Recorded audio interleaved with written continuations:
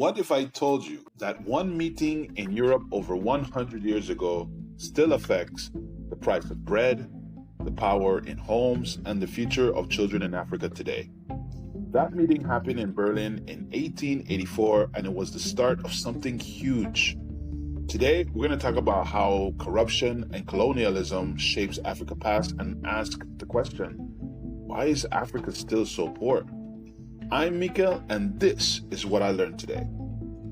In 1884, European powers met at the Berlin Conference. No African leaders were there, but Europeans divided the continent among themselves. By 1914, over 90% of Africa was under European control. Colonial powers like Britain, France, Belgium, Portugal, and Germany took land to collect wealth, gold, ivory, rubber, and later oil and diamonds. They didn't help Africa develop. Instead, they built railways to move goods, not people. They taxed the farmers but didn't allow them to vote. They created police forces to control the locals, not to protect them. In the Belgian Congo, between 1885 and 1908, over 10 million people died due to forced labor and abuse while collecting rubber for Europe. Colonial governments also drew artificial borders, putting different ethnic groups together and splitting others apart. This caused conflict that continues to this day in Nigeria, Rwanda, Sudan, and more. Colonialism wasn't just about land, it was about power, profit, and leaving Africa divided and dependent. From 1914 to 1950s, European countries kept strong control over their colonies. Here's a couple things they focused on. They focused on resource extraction, not educating or putting local governments in power. They had very few schools were built. Most Africans were taught basic reading. In Mozambique, by 1960, 10 African doctors existed in the entire country. Colonial health systems were for Europeans, not the locals. In many areas, diseases like malaria and tuberculosis were common and untreated. Politically, Africans were not allowed to vote or hold high office. Local chiefs that represented their people were used not to represent them, but to control them. Economically, colonies could only trade with their colonizer. Local industries were blocked from growing, and countries like Ghana and the Ivory Coast were forced to grow cacao for export instead of food. There were no national banks, no trained lawyers or judges, no experience in budgeting or economic planning. Colonial rule created weak institutions, and when their independence came, many African countries were free in name only, but had almost no tools to succeed. So imagine they took away all these resources from you. They didn't prepare you. There was no education. There was no proper training. There was no health care. And we're talking in the 1960s. We're not talking like 200 or 300 years ago. This was just the other day. So in the 1960s, Africa raised its flags. But without maps, drivers, or fuel, many new nations couldn't move forward. They didn't have the tools. Between 1957 and 1980, most African countries gained independence. The first was Ghana in 1957, led by Kwame Nkrumah. People were hopeful, of course they would be. They wanted to build strong nations, schools, and economies. But colonialism had left countries with weak governments and few professionals and poor infrastructure. In Angola, 95% of people were illiterate when Portugal left in 1975. In the Congo, there were only 17 university graduates in 1960. Many leaders were military officers, not elected presidents. Between 1960 and 1985, Africa had over 80 military coups, dozens of one-party states, civil wars fueled by old colonial borders.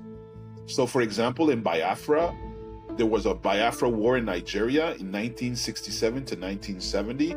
Over 1 million died, mostly children from starvation. Ethiopia's Red Terror from 1977 to 1978, thousands killed by a brutal military government. Instead of growth, many countries fell into debt, chaos, and foreign dependence. Again, they weren't given the tools to succeed. The colonizers left, but the stealing didn't stop. It just got more local and more personal. In the 1980s, African countries faced economic crisis. Many had borrowed too much money and were now forced to follow the IMF, the International Monetary Fund, and the World Bank rules. They gave them loans, and these loans were called structural adjustment programs. What were these rules? These rules told them they had to cut funding. Remember, they already didn't have much funding because of the corruption. They had to cut funding for hospitals and schools. They had to sell public companies to private owners. They had to open up to cheap imports and hurt local businesses. So all of this time, this happening, foreign aid increased, meaning countries were giving money to African countries, billions of dollars every year. But the problem is that the money didn't always help.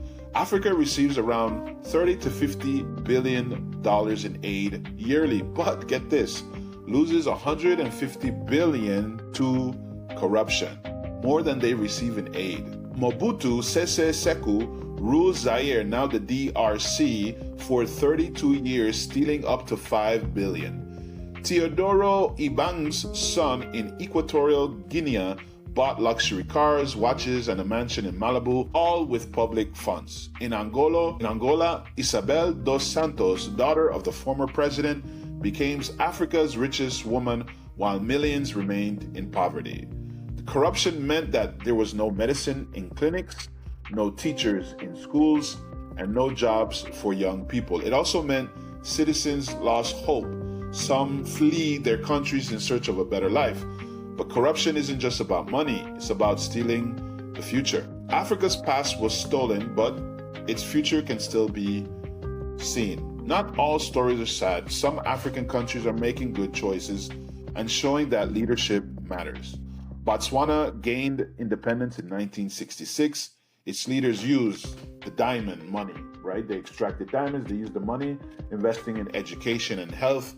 Today, Botswana is one of the richest and most stable countries in Africa. Rwanda, after the genocide in 1994, rebuilt with strong leadership and planning. Its capital, Kigali, is clean and safe. Its economy grew more than 7% a year for 2 decades. Young Africans are also driving change. Get this. Over 60% of Africans are under 25 years old. M-Pesa is a mobile banking system in Kenya, helps millions save money and send money. So give you some better news, African tech companies raised over $5 billion in 2022. Poverty, unemployment, and weak healthcare are problems, but the potential is huge. Africa has 60% of the world's unused farmland, meaning they can create an agricultural boom if they wanted to. 30% of the world's mineral resources are in Africa, and it's the youngest population in the world. So, what did we learn? We learned that Africa is not poor because of its people, it's poor because of colonialism, which stole land and broke systems and created bad borders. Weak foundations left by colonizers made countries unprepared for independence. Corruption, which replaced foreign control and internal theft. Missed opportunities when bad leadership took power instead of helping people. But Africa is not finished, and it's growing. Hopefully the next leaders are going to be young, honest, and ready to make some big changes. I mean, doing the research for this, I generally didn't. I had some idea of why Africa was in the state it was, but if you just look at their history, especially with the colonization of 90% of the country, there's every reason to understand why it's so difficult for them to be westernized. No, not westernized, but to create their own wealth and create their own freedoms, right? Because when they were independent, when they gained their independence, they just didn't have the tools or the people or the manpower or the human capital to grow like other. And even after that, they were still being extorted. They were still being abused by foreign countries to use their resources. Anyway, I hope you learned something today. I learned something today. I thought it was an interesting topic. Hopefully you look into it more. But thank you for listening. Subscribe if you haven't. I'm Mikael, and this is what I learned today. Bye.